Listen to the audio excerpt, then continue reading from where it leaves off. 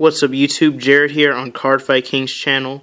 I was at the DMV Dynasty Cup with this deck right here this past Saturday and got second place at the tournament, but unfortunately I lost to the Genesis Yggdrasil deck. Excuse me if I pronounced it wrong, but otherwise it was a pretty good matchup.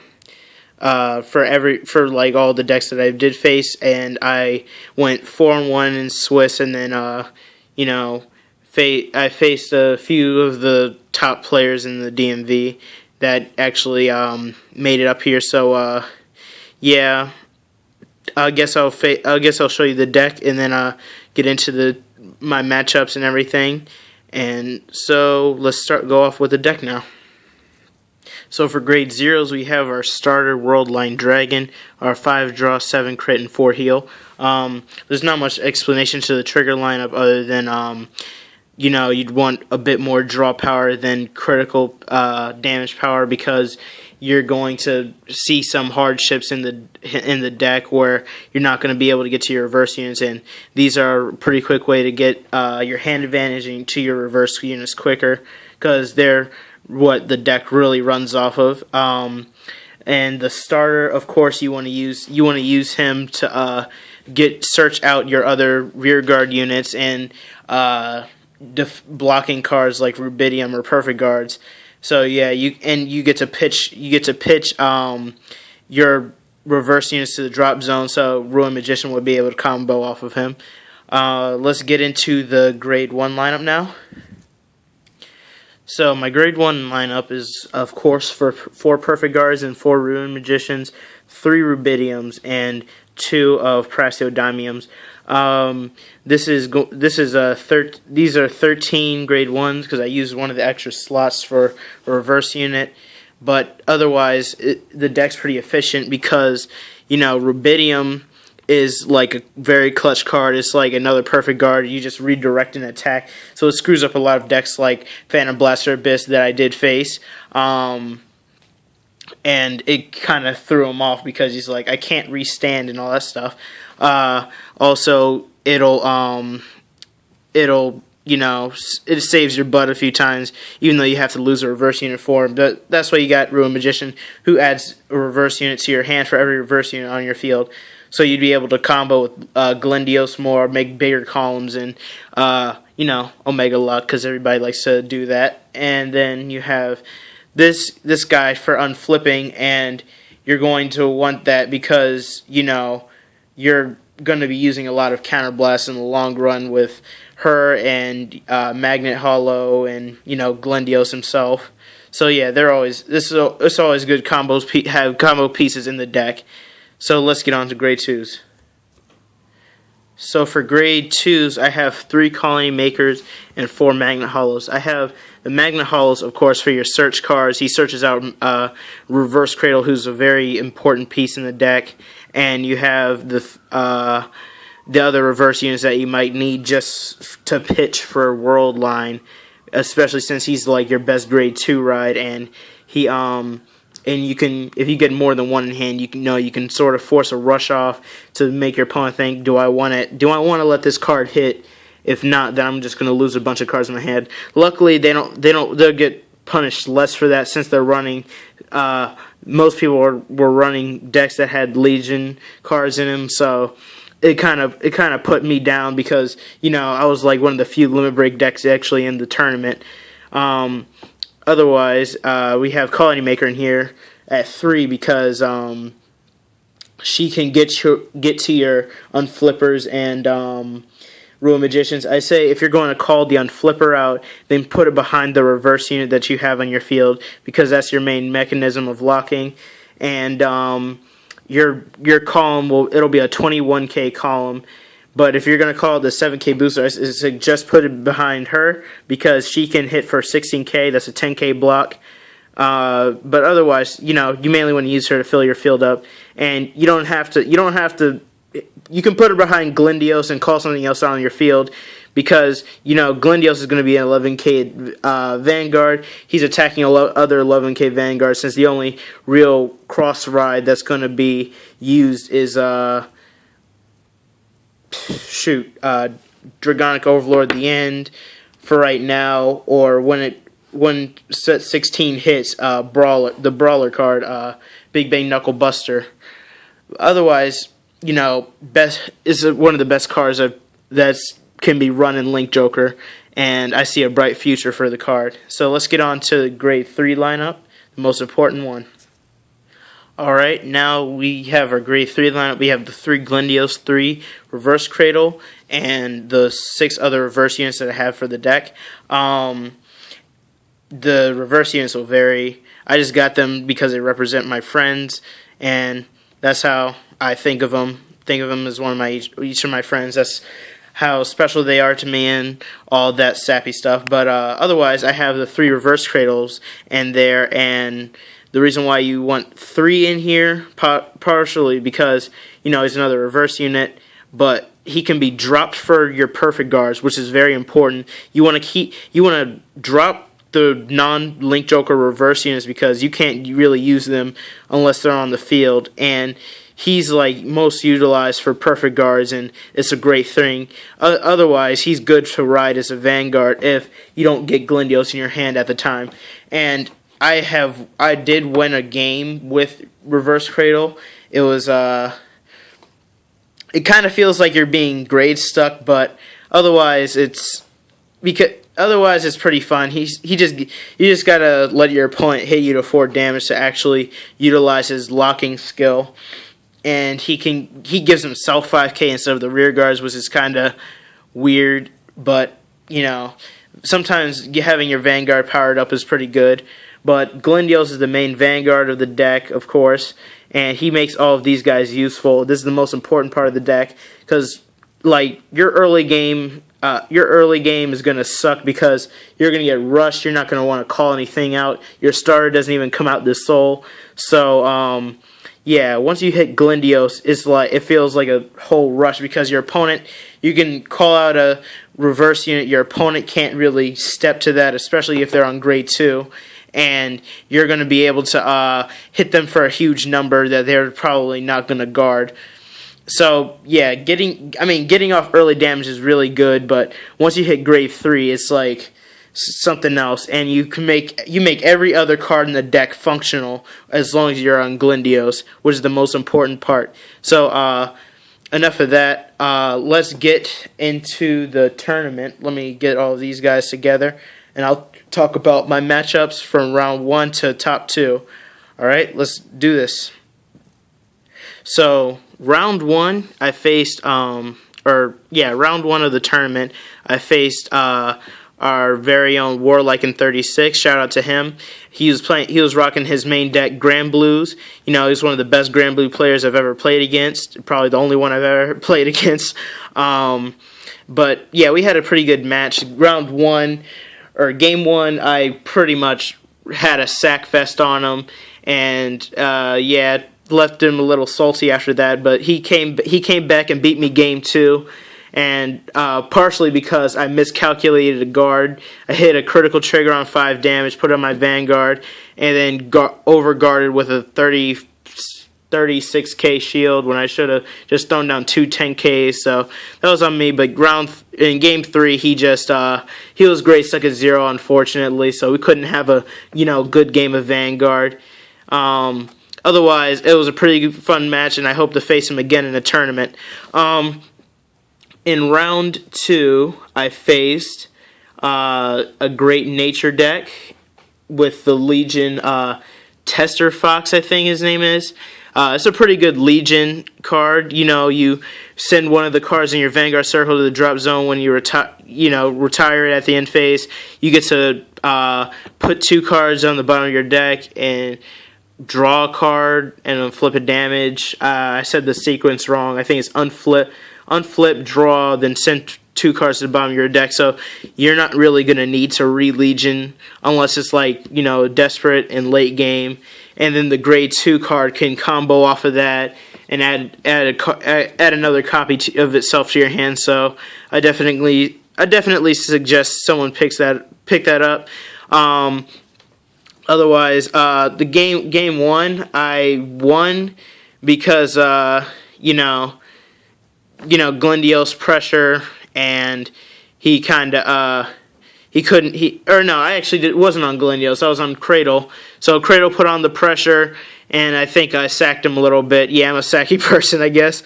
Round 2, he had it that time. I kind of messed up myself. I hit him the limit break so he could break ride, and then Legion. I should have calculated the fact that I couldn't block his attack, so that was on me. Then round 3, I think he got Grey Suck again, another Grey Suck game. So we couldn't play to our full potential.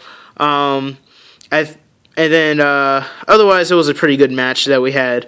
It was a pretty good deck. He ran Leopold with it.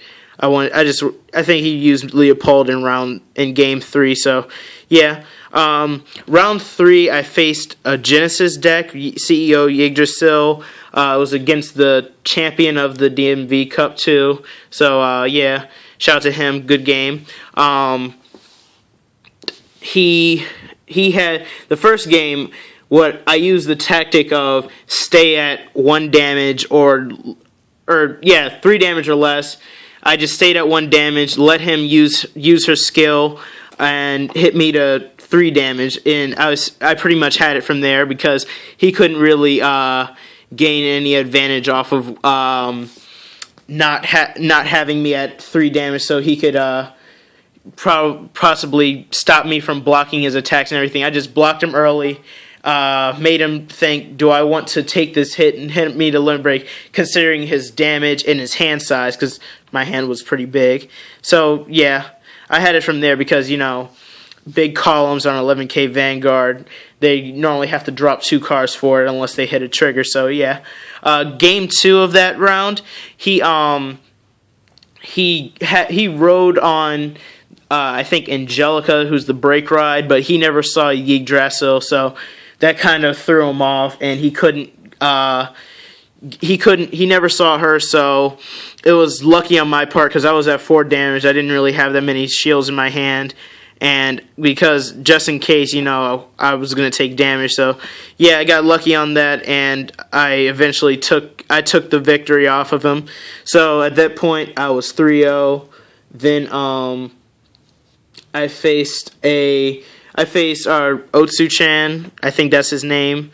Or Stand Up the Vanguard is his channel. Subscribe to him too. He was playing a Kagero deck, the Rebirth mixed with the End and the Dragonic Overlord Break Ride. So it's just a Dragonic Overlord deck. Very tactical, very smart player, and he had the advantage. You'll see it on Juan Mango's channel because it was the feature match of that round. And it was really hard for me to gain advantage, especially since game 1 I had to drop a grade 3 reverse unit so it gets to Glendios, because it was like a Maelstrom reverse. I can't ride Maelstrom reverse, otherwise I won't be able to hit triggers or block for my own Vanguard, since he would be the only card in my field, and it would be pretty hard to come off of that.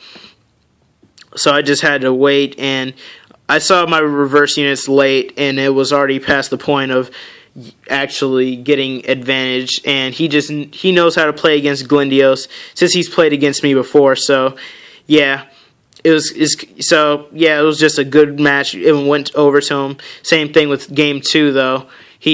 I actually had cards in my hand that were reverse units, but he kept retiring my stuff. I couldn't get to my reverse units, and it was throwing me off, especially since he had Fargo as a starter, where if he hits one of my rear guards, he gets to retire something else. So yeah, Field Destruction kind of kills this deck, and not seeing grade 3s. That's the one weakness that this deck has. Then round 5, I faced Juan Mango, the tournament host, very good friend of mine. So yeah, shout out to him. Subscribe to him too. He was running Dauntless Reverse, and we had a good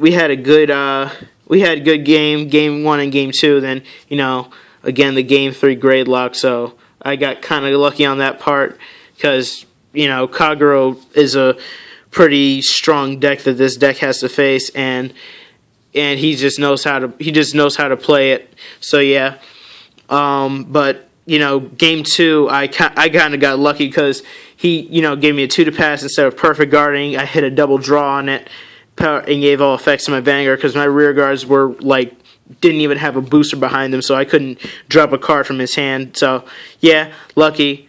And I barely had any cards left, so I didn't deck out, thank God. But yeah, it was a good match in general too. So round, and then once it hit top 8, there's a little problem. They had to redo it because of percentages or something. Kind of left a lot of people bummed out because they were really happy. So yeah, but I faced the Gold Paladin Liberator deck. It had the Percival, Legion, and Alfred in the deck. He game 1, he used Alfred a lot. I was about to deck out, and because he actually has cards that he doesn't really have to fill his hand and draw through his deck and everything. He just gets cards on this field, and he has shoot, I forget the guy's name. The one that can counterblast 1 and add a card to your field for free off the top 3. Aglaville, that's his name. He has that, so it's a free adding cards to your field, and then he used the Blaster Blade on Flip Engine, and Bruno and Alfred was pretty devastating. Also, he had Percival, who's going to be a consistent 21k attack, but game 1, it was kind of like a passive game. Didn't hit me a limit break early on, so it was pretty good for me. And game 2, he I think I just had the all around advantage of the game because the locking was pretty powerful on my side. Otherwise, it was a pretty good match. I'd give shout out to Zucro too, if you guys know him. And then I faced the DMV's very own first DMV Cup champion, Domino Paris 21, and he was rocking the Shadow Paladin. So yeah, shout out to him. He's a really good player and makes you really think about what you're gonna do because he's a quick thinker himself. But I was facing Phantom Blaster Abyss, and he was using it pretty well. Round 1 or game 1, I lost to his deck because I messed up with Rubidium skill where I could redirect the attack to a rear guard. I thought I had to do that on the second one because I was like, I don't know, I'm not trying to take any crits or anything, and it was just my mind was really jumbled up, and then I had to read Rubidium after the game. I was like, oh shoot, I can use this on his first attack to redirect it to a reverse unit, then he won't be able to get his skill off completely, and it kind of leaves him in a lock of lock. It leaves him in a lock of I can't really do anything other than attack. So yeah, game 1 I lost to him because I used too much of my hand and I messed up with the Rubidium. Second game, I double crit him to 5 damage, and it kind of threw him off because he wasn't trying to take damage early, and he had Break Ride on his field and everything, and it was a setup for him. I was on 3 damage, so or 3 or 4 damage. You'll see it on YouTube if you guys want to actually see the game. I kind of threw him off because I did use Rubidium at the right times and stopped his skill completely. So yeah, and then game 3 we actually had a good match, but came over to Glendios and I took the bounty on him. I just had all the reverse units in my hand. I was like, this is kind of gonna suck because I got to keep dropping them for World Line. So I did that for grade 0, 1, and 2. So yeah, he couldn't really do much against me because he hit me to 4 damage early. I'm pretty sure if it comes to memory. Then I just caught all that stuff and started Omega locking, something I haven't really done the whole tournament because I never really had any extra reverse units to do that. But when you get the Omega lock off, it can hurt your opponent pretty bad because they won't be able to get rear guards attacks off for an extra turn. So Glendios took that game, got the bounty on him, got a pretty cool mat from Buddy Fight. And then, top 2 tournament match, I faced the Genesis player I told you earlier about, the champion. I got grade stuck both games, unfortunately, and it really wasn't fun for me. I didn't see any grade 3 units to drop for Glendios, and then game 2, it was a bit better for me because I actually had triggers to block with on Yggdrasil, but he got the skill off twice that game, and I really couldn't come back from that. And he had a crit when I was on 4 damage. I healed off 1 damage, but I couldn't take any more, so I couldn't get any more heals, so yeah, lost to him. Good match, I guess. And that's also on camera. So if I get anything wrong with the matches, then you'll just see them on tape, and you can correct me if I'm wrong. But otherwise, Glendios had a good run. I love the deck. It's Limit Break, and I was the player from Maryland, so yeah, I can say top player in Maryland, I guess. So yeah, this is the Glendios deck that I played. If you guys have any questions about Glendios and how it's run, because Link Jokers should be one of the top decks, but it's a pretty hard deck to build and play with and around. So yeah, subscribe, like, do whatever you do on YouTube, and I'm out. This is Jared on Cardfight King's channel. Peace.